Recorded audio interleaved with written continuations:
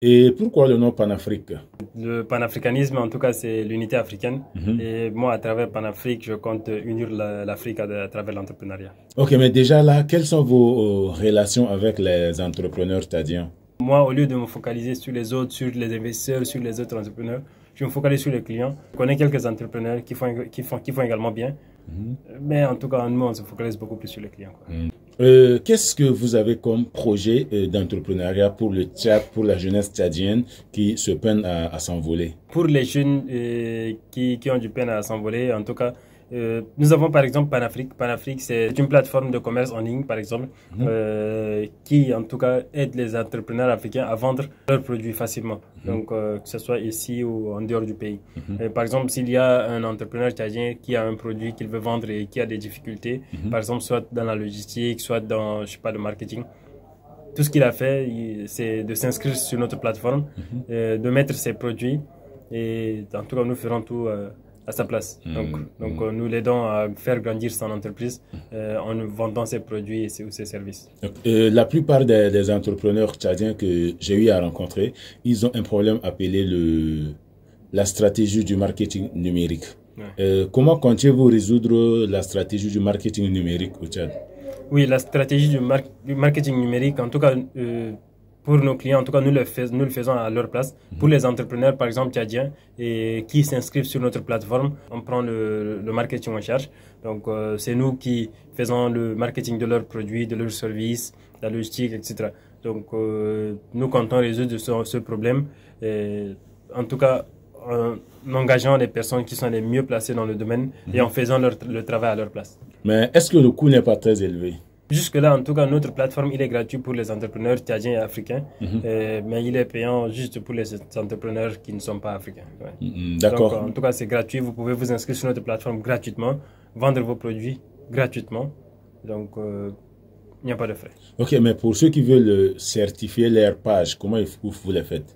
Oui, ça, pour certifier, il y a des critères. Il faut que l'entreprise soit légale, il faut que, voilà, il y a des règles de conformité, il faut vous envoyer vos cartes ou bien vos passeports, etc. Et pour certifier une page, il vous faut combien? Non, pour le moment, notre plateforme est à 100% gratuite. Et à 100% gratuite. Oui. Ok, donc si vous êtes là, vous êtes un aspirant, un entrepreneur, vous êtes un entrepreneur et que vous n'arrivez pas à vendre vos produits, vous n'arrivez pas à liquider le stock que vous avez depuis un certain temps, vous avez Panafrique qui est là, une solution à vos problèmes et il résout les problèmes africains, tchadiens, gratuitement, 105 francs pour le moment. Une autre question encore, est-ce que vous vivez vraiment de votre entrepreneuriat? Est-ce que nous vivons vraiment de notre entrepreneuriat? En tout cas, en dehors du projet entrepreneurial que j'ai, je fais également d'autres activités qui me rapportent quelques revenus. Donc, l'entrepreneuriat, nous savions que ça n'allait pas réussir, en tout cas en 1, 2, 3 ans. Donc, c'est un projet à long terme. Présentement, nous dépensons plus que nous gagnons. Et tout ce que nous gagnons, la plupart part dans le projet entrepreneurial puisqu'on n'a pas de financement extérieur. On vit de nos activités également entrepreneuriales extra, donc de nos extra activités. Mais du moins, en temps de vivre. Donc, vous êtes le promoteur de Panafrique et vous avez 3 employés à votre actif. Est-ce que vous avez des partenariats avec le gouvernement, d'autres organisations, d'autres compagnies téléphoniques et autres qui sont ici au pays? Non, nous avons quelques partenariats. Nous avons un partenariat avec une entreprise turque. Ici, au pays, en tout cas, nous avons également un partenariat avec une start-up. Mais du moins, on n'a pas beaucoup de partenariats, ni avec le gouvernement. En dehors de ça, nous n'avons pas d'autres partenariats. Mais pourquoi ne pas solliciter un partenariat avec le gouvernement en question? Ouais, généralement, ici, c'est les affinités, etc. Donc, nous avons postulé également. Nous avons en tout cas suivi quelques démarches, mais généralement, c'est les affinités. On te donne par exemple de l'argent et il faut encore déverser. Ou celui qui t'a aidé. On n'a pas voulu rentrer dans tout ça. Donc, voilà. D'accord. Et depuis que vous avez lancé votre entreprise Panafrique, quels sont les échos que vous avez reçus au-delà de nos frontières? Oui, effectivement, Panafrique, c'est disponible en tout cas ici à N'Djamena, au Cameroun, en Centrafrique, au Congo-Brazzaville et en Turquie. Donc, la plupart en tout cas de nos clients ne sont pas sur place ici. Mais du moins, en tout cas, les échos c'est que les gens trouvent le projet très intéressant parce que nous brisons les frontières, nous facilitons le commerce intra-africain, en tout cas nous aidons les jeunes à augmenter leur chiffre d'affaires, etc. Okay. Donc l'idée est bonne, donc c'est juste une question de temps. Qu'est-ce que vous voulez pour la jeunesse tchadienne?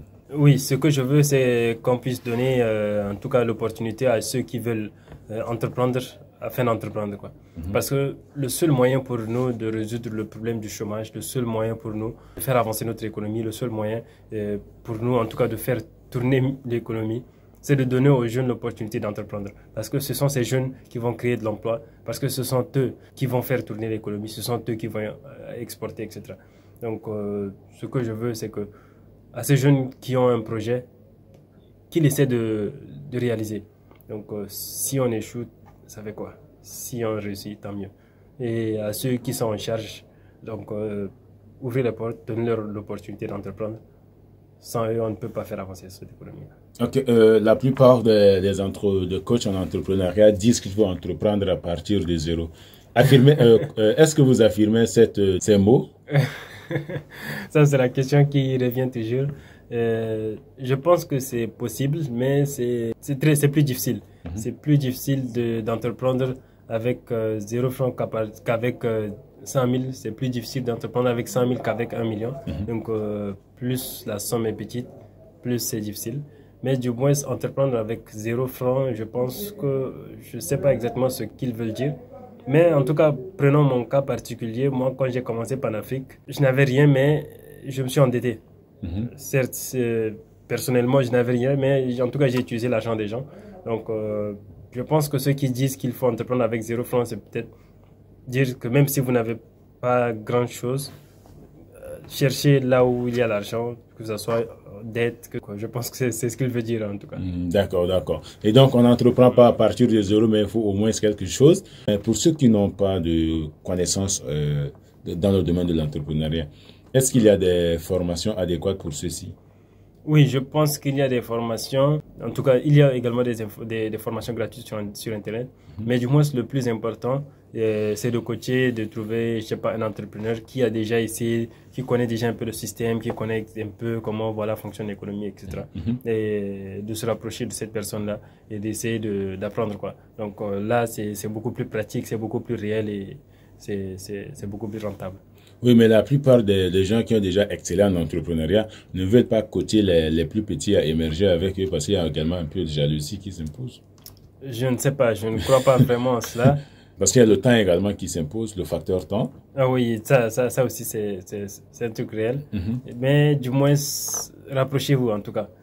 Moi également, je fais de mon mieux pour me rapprocher de ceux qui sont en avance, d'essayer d'apprendre, d'essayer de voir voilà, quelles règles de productivité ils utilisent et qu'est-ce que je peux utiliser, etc. Donc, en tout cas, on ne se décourage pas, on essaie d'apprendre, on cherche à savoir.